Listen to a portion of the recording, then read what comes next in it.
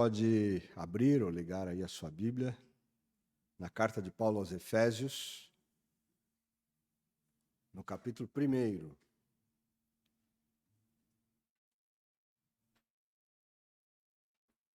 Nós vamos ler de 1 a 14.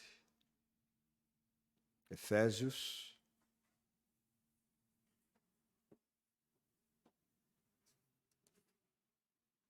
capítulo 1, de 1 a 14. O título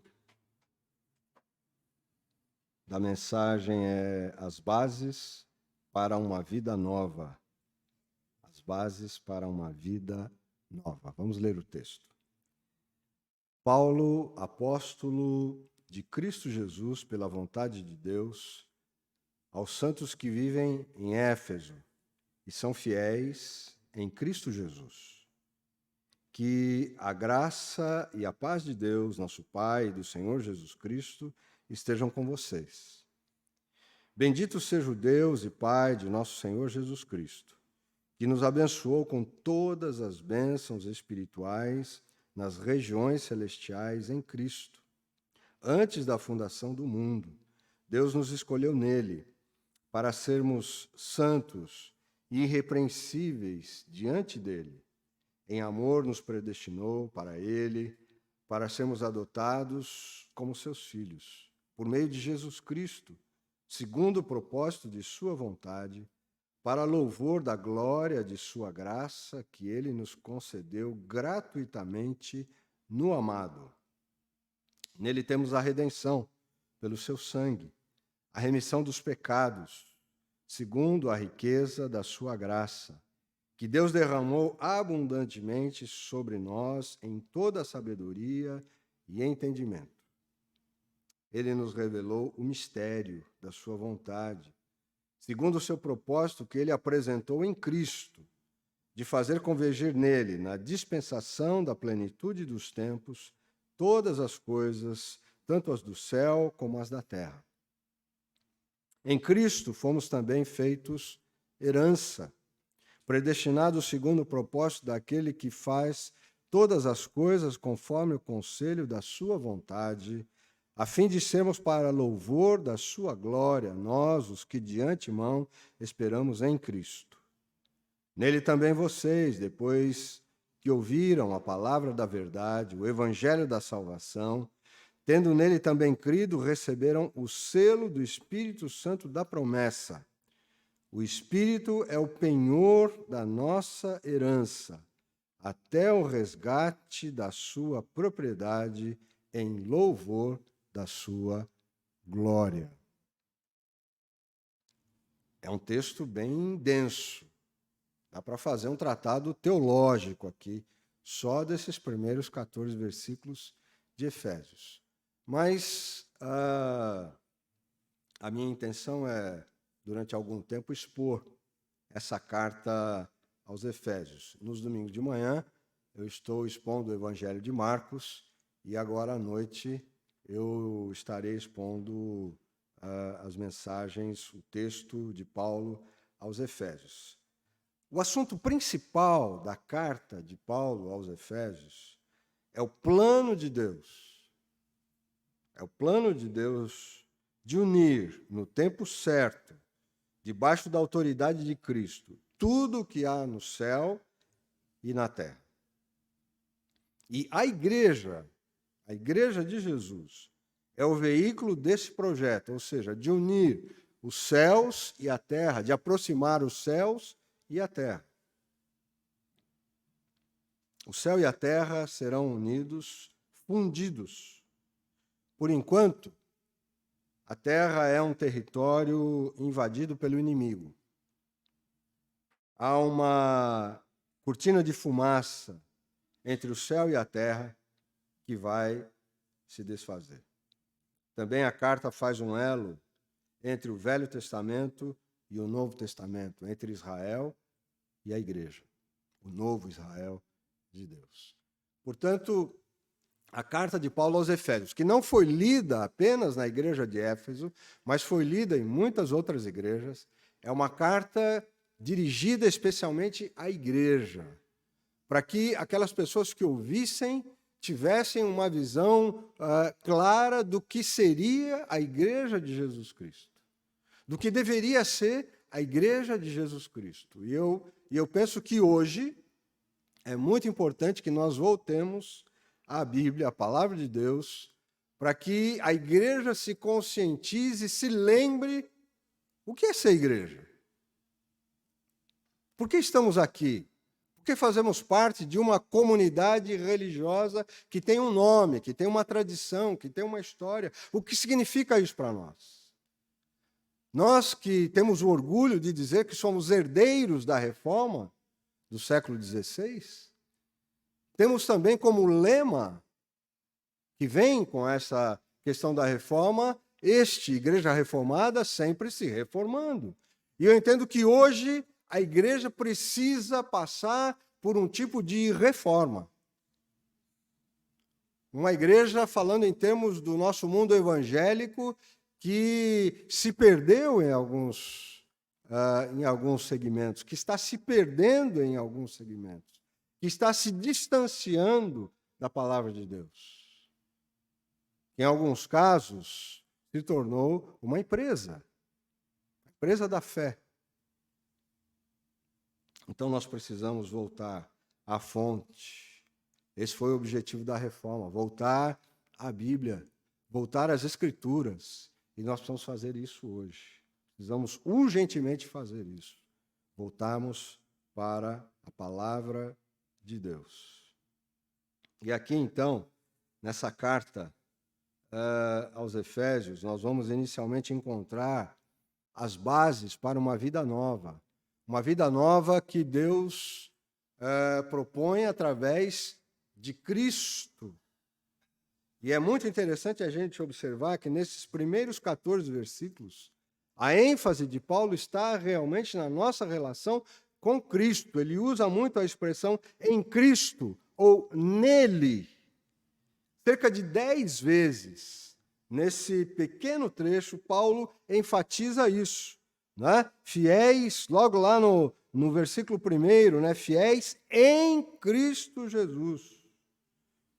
Fiéis em Cristo Jesus. Então, essa é a ênfase. A nossa ligação com Jesus é a base para uma vida nova. E a igreja, então, deve ser um instrumento de Deus para nos conduzir por essa vida, para mostrar que Jesus é essa vida e para nos ajudar a nos mantermos ligados a esta vida, nos mantermos nesse caminho. Porque na trajetória da nossa vida, muitas coisas acontecem e nos vêm para nos tentar desviar desse caminho, nos tentar desviar dessa ligação, dessa comunhão com Jesus. E Deus, então, tem planos extraordinários. Deus tem planos extraordinários para a sua igreja, para a sua vida, para as nossas vidas. E aqui Paulo, então, vai dizer o que Deus em Cristo já fez por nós. E está fazendo por nós. Está fazendo por mim, por você, pela igreja.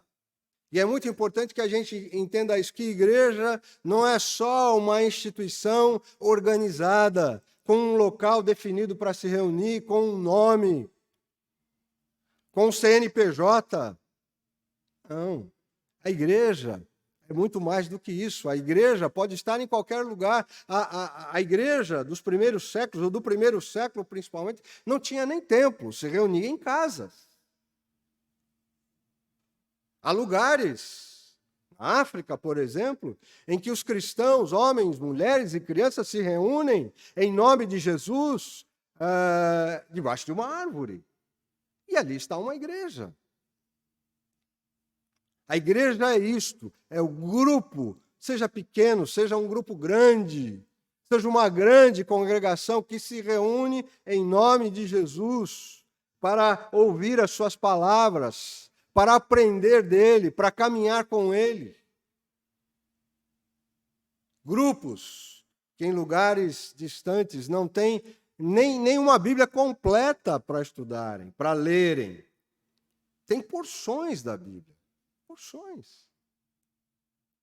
Mas que vão aquelas porções com uma sede, com uma fome. Coisa que às vezes a gente não faz. Nós que temos Bíblias em casa. Eu digo Bíblias no plural, porque o pai, a mãe, os filhos têm Bíblias. Tem uma Bíblia, muita gente tem uma Bíblia na sala, uma grande Bíblia na sala que fica aberta ali, e é só decoração, muitas vezes. Não adianta abrir ali num determinado salmo, porque não vai dar sorte, porque não vai mudar nada. A Bíblia não foi feita para ser um tipo de talismã. A Bíblia é a palavra viva de Deus, que tem que alimentar a nossa alma, a nossa mente, o nosso coração. A gente precisa abrir, a gente precisa folhear, a gente precisa meditar nessas palavras. Isso é ser igreja. Nós precisamos, então, ser igreja que vai à palavra, que aprende, que relembra aquilo que Deus já fez e faz por nós. E uma primeira coisa que eu quero destacar aqui é quando Paulo diz: bendito seja o Deus, versículo 3. Bendito seja o Deus e Pai de nosso Senhor Jesus Cristo, que nos abençoou com todas as bênçãos espirituais nas regiões celestiais em Cristo. Na outra versão que a gente adotava antes, diz que Deus tem nos abençoado com toda sorte de bênçãos espirituais nas regiões celestiais em Cristo. As bênçãos de Deus são diversas.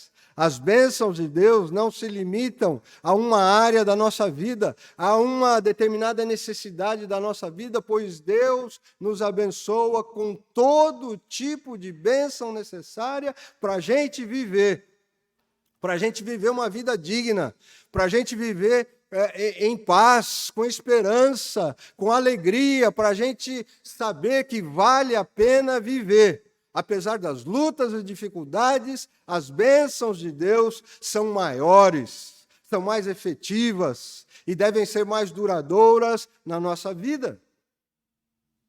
Deus nos abençoou com todo tipo de bênção.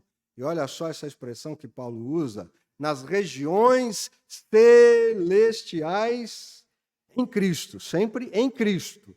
Nele, Jesus é a referência, Jesus é a base da nossa existência. Nas regiões celestiais, ou seja, ser cristão, ser um homem cristão, ser uma mulher cristã, já significa o seguinte, já significa que a gente está experimentando um lampejo do céu. Um lampejo do céu. Já podemos viver num pedacinho do céu. Mas como, pastor? Esse mundo tão complexo, tão cheio de conflitos, de tantas dores, de tantas injustiças, de tanta crueldade, como é que a gente pode já experimentar um pouquinho do céu? Vindo para a igreja, no templo, no culto. Será?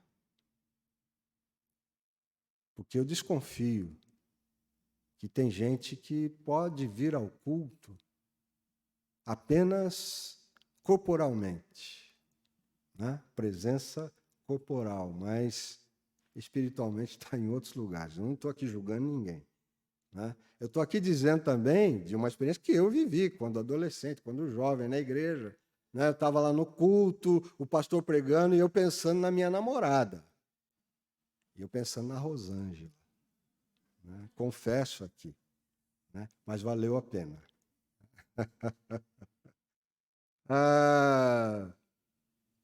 Muitas vezes Deus foi duro com o seu povo lá no Velho Testamento. Os cultos de vocês não me agradam.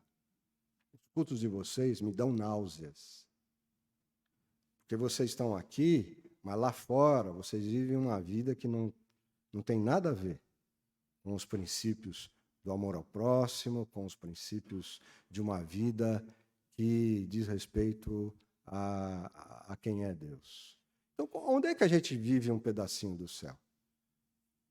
Claro que esse momento do culto também é. Também é um pouco do céu, claro. Né? Nos reunimos aqui, ouvindo esses cânticos, né? Esse pessoal maravilhoso que toca, que canta, que nos conduz a um louvor. Isso é, sim, uma experiência celestial, claro.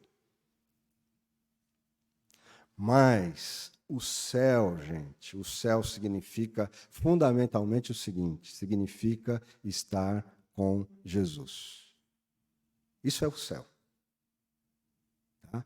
Então, se a gente lá na eternidade vai andar em ruas de ouro ou não, se a gente vai, enfim, ter, né, casas, mansões celestiais, não sei. Isso pode ser só figura de linguagem, pode ser só simbólico, né? Mas não interessa, na verdade, como é que vai ser, onde vai ser. Novos céus e nova terra é uma expectativa nossa. Mas o que importa de verdade para nós é que estaremos com Ele para sempre. Isso é o fundamental, isso é o céu. Amém. O céu é estar com Cristo. Então, a gente que já conheceu Jesus, que já conhece Jesus, que segue a Jesus, que abriu o coração para Jesus, a gente já está vivendo num pedaço do céu. É o que Paulo diz, que Deus nos abençoou com todo tipo de bênção nas regiões celestiais em Cristo. Amém? Amém. Coisa linda, né? Mas Paulo diz mais. Ele diz que Deus, no versículo 4, né, ele diz, antes da fundação do mundo, Deus nos escolheu nele, olha só, nele, em Jesus, para sermos santos e irrepreensíveis diante dele. Olha só, que coisa maravilhosa.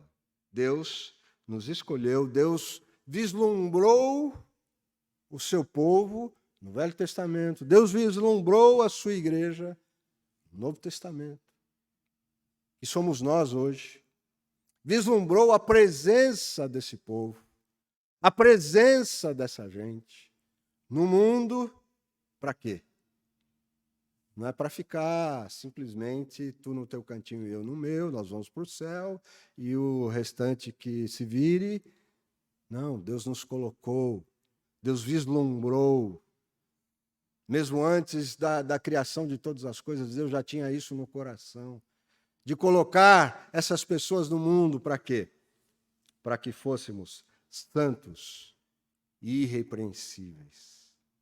Santos e irrepreensíveis. O que significa isso? O que significa sermos santos? E é importante que se diga que a palavra sempre é usada no plural, para sermos santos. Santo significa separado, significa diferente.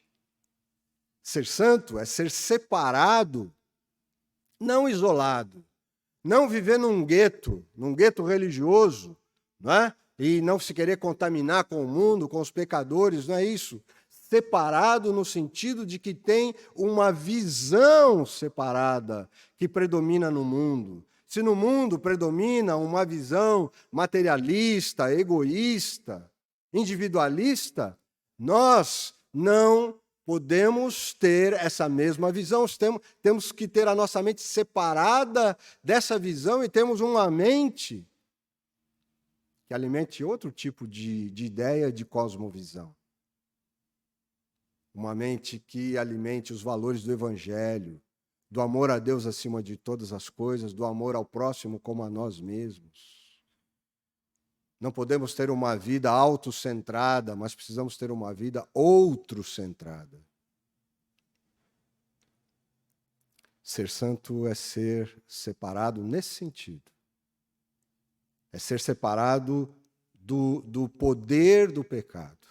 O pecado não tem mais poder, domínio total sobre a nossa vida. Porque em Cristo a gente pode resistir. Mas sermos também irrepreensíveis. Irrepreensível significa sem mancha. Estarmos limpos.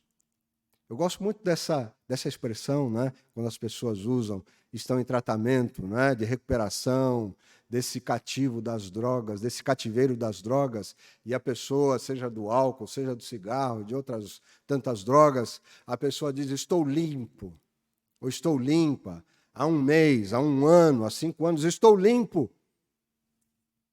Essas coisas não têm mais poder sobre a minha vida, não exercem mais essa influência deletéria sobre a minha vida. Eu estou limpo, irrepreensível aqui significa dizer isso. O pecado não exerce mais essa influência deletéria, essa influência que mina os valores preciosos do Evangelho que devem predominar na minha vida. Então eu posso viver como Deus quer que eu viva neste mundo. Mas Paulo diz mais.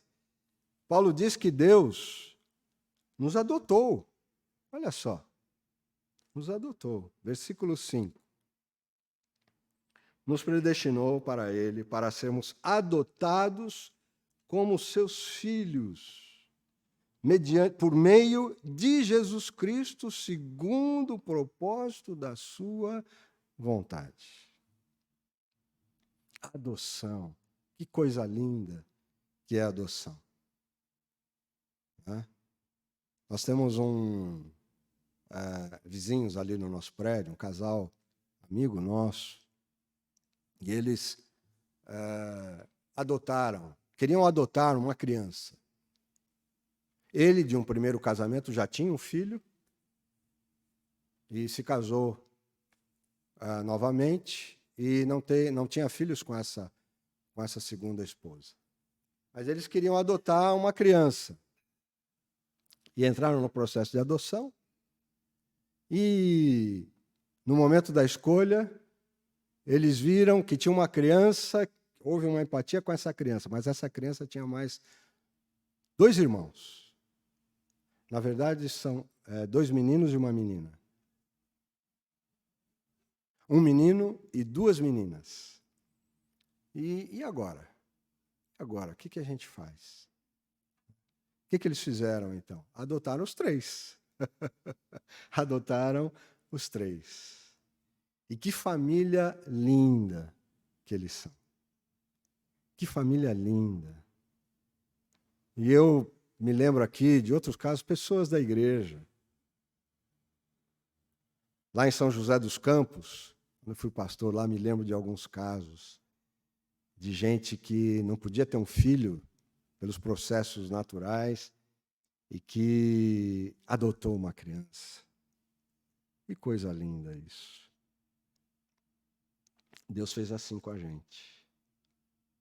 Nós estávamos no mundo sem Deus. Paulo vai escrever mais adiante aqui nessa mesma carta. Estávamos aí sem eira e nem beira nesse mundo. Mas Deus então olha para nós, para as nossas misérias, para a nossa solidão, para o nosso futuro sem futuro. E Deus então nos adota e nos coloca na sua família através de Jesus. Nós somos agora filhos e filhas de Deus. Nós somos irmãos e irmãs de Jesus. Como diz o Flávio, aleluia, aleluia. Coisa linda. Mas olha só, eu não quero me estender muito, como eu falei, esse texto aqui daria um grande tratado teológico. Mas a teologia não precisa ser uma coisa chata e complicada, ininteligível. A teologia pode ser algo palatável. Além de Deus ter nos adotado, Deus nos remiu. Versículo 7, 8. Versículo 7, 8. Paulo diz assim: nele temos a redenção pelo seu sangue, a remissão dos pecados, segundo a riqueza da sua graça, que Deus derramou abundantemente sobre nós em toda a sabedoria e entendimento. Olha só, Deus, né, fez isso com a gente. Nele temos a redenção. Ou seja, nós fomos libertos de um sistema que nos escravizava, de uma falta de possibilidade de escolher um caminho bom. Por quê? O homem não tem o livre-arbítrio? Não. O homem perdeu, o ser humano perdeu o seu livre-arbítrio. O ser humano tem arbítrio, mas não é livre. Ele não é livre para escolher o bem. Muito pelo contrário, ele sempre é levado para o caminho das coisas que não são legais, que não são boas. O grande teólogo Tomás de Aquino escreve o seguinte, que os homens são como anjos montados em porcos.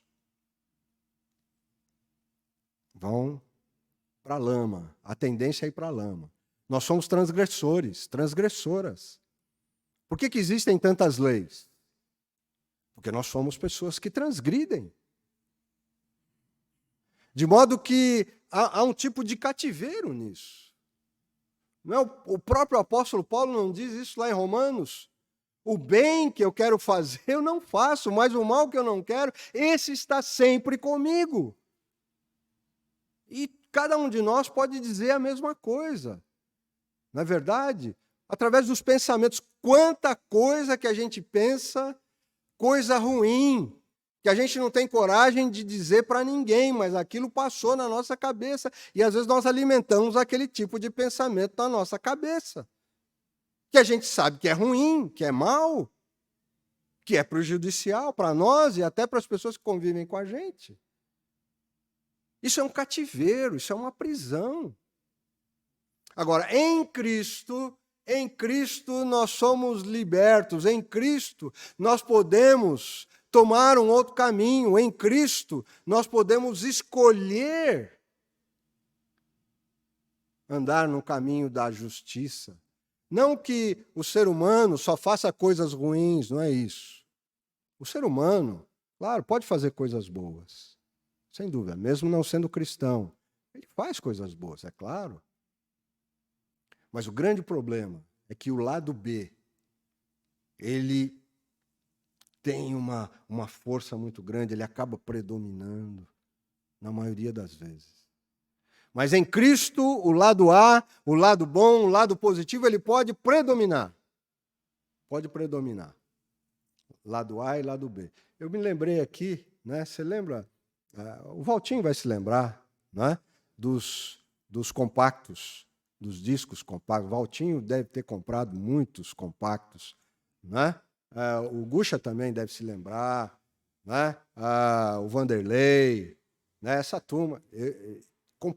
Compacto simples, trazia 2 músicas, né? De um grupo, de uma banda. O Heine também lembra, né? Você está rindo aí, mas você lembra também, né, Heine? E tocava na vitrola. Mas era o compacto simples, que trazia 2 músicas só. Tinha o bolachão e a bolachinha, né? E o lado A era a música, mas era o sucesso. E o lado B era uma musiquinha mais ou menos, né? De um modo geral. Né? Então, o ser humano também é assim, ele tem um lado A, mas tem um lado B também, não tão bonito, não tão bacana, e que muitas vezes predomina. De modo que, olha só, quantas coisas que Paulo diz que Deus já fez por nós. E nós, juntos, igreja, somos pessoas abençoadíssimas. E eu não vou me estender mais, mas eu quero dizer o seguinte, que Deus, finalmente, ou quase finalmente, Deus também nos revelou um segredo. Ele nos colocou na sua família, Ele nos abençoa, né? Ele nos prepara para vivermos nesse mundo, mas Ele também contou um segredo para a gente. Ele revelou um segredo para a gente, versículos 9 e 10.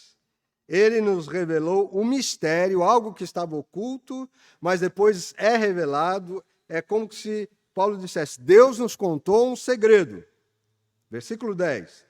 Da sua vontade, segundo o seu propósito, que Ele apresentou em Cristo, de fazer convergir nele, na dispensação da plenitude dos tempos, todas as coisas, tanto as do céu como as da terra. Ou seja, o segredo que Deus nos contou é esse: Deus está agindo neste mundo. Deus não abandonou este mundo e foi cuidar de outras coisas. Ele criou, tudo bem, mas ele abandonou, ele foi criar de outros projetos. Não. Deus está presente e Deus está cuidando deste mundo, e o projeto de Deus é este, de convergir todas as coisas entre o céu e a terra, convergir para a pessoa de Jesus Cristo. Paulo escreve lá aos Colossenses que tudo que foi criado por intermédio de Cristo e para Cristo. Ele é o Senhor dos senhores, vai dizer o Apocalipse. Então, olha só, quem é Jesus? O grande projeto de Deus é esse: de fazer esse mundo tão sofrido, esse mundo tão judiado, esse mundo que corre o perigo de explodir. E eu não estou falando aqui de forma figurada, não. Nós estamos vivendo, gente, quem está acompanhando as notícias aí dessa guerra, lá no leste da Europa, dizem vários comentaristas, analistas, que nós estamos por um fio de uma terceira guerra mundial, de uma guerra nuclear, que seria o fim desse mundo. Isso não é exagero, isso não é catastrofismo. Estava até conversando com a Rosângela esses dias que essa ameaça que paira sobre o mundo, até de uma guerra nuclear, ela coincide com o que Pedro fala na sua carta. Lembra-se de como Pedro descreve o final dos tempos? Ele fala sobre uma grande explosão, a terra se fundindo, né, no fogo. Da ideia de uma explosão nuclear. Eu não estou aqui dizendo que o fim do mundo está ali. Né? Ninguém pode dizer. Mas nós estamos sob essa ameaça. Isso é real, gente. Isso é muito real. Mais do que nós podemos imaginar. Mas isso não significa que Deus não esteja no controle de todas as coisas. Porque, volto a repetir, nós aguardamos novos céus e nova terra. Mas Deus, então, está agindo, sim, aproximando os céus da terra. E Ele está usando a sua igreja, esteja onde ela estiver, tenha nome ou não, seja um grande grupo, seja um pequeno grupo, seja um grupo numa casa, seja um grupo debaixo de uma árvore, Deus está usando a sua igreja para que ela, então, manifeste a sua vontade nesse mundo, para que o ser humano entenda que a realidade celestial pode, sim, ser real. Não apenas uma fantasia, um sonho, mas ser real, uma realidade real. Para que o ser humano possa viver uma vida boa aqui e agora. Não só esperar lá o céu futuro, mas que diga, vale a pena viver aqui e agora. Bases para uma vida nova. E qual é a garantia de tudo isso? A garantia não é como diz aquele comerciante suspeito, la garantia sou eu. A garantia é o próprio Deus. Se Deus dissesse isso, la garantia sou eu, aí você podia confiar, você pode confiar. Porque qual é a garantia? A garantia de Deus é o selo do Espírito Santo. É o Espírito Santo presente na nossa vida. É o Espírito Santo que fala para o nosso espírito que nós somos filhos e filhas de Deus. É o Espírito Santo que produz na nossa vida os seus frutos. O amor, a bondade, a paciência, a gentileza, o domínio próprio, a paz. É fruto do Espírito. O Espírito Santo que, segundo Jesus, nos faria lembrar das coisas que Jesus ensinou, nos levaria pelos caminhos do próprio Jesus. É esse Espírito, essa influência divina que habita em nós. Nós somos templos do Espírito Santo e esta é a garantia de que aquilo que Deus fez, Deus faz e Deus fará é real e será efetivo. Está sendo efetivo já. Então, gente, abrace essa vida e viva essa nova vida que Deus já te ofereceu, te oferece. E que como igreja, vivendo nas bases dessa vida nova, possamos ser um instrumento precioso de Deus aqui nesse mundo tão sofrido, tão judiado, mas que pode ainda experimentar a bênção de Deus. Amém? Amém.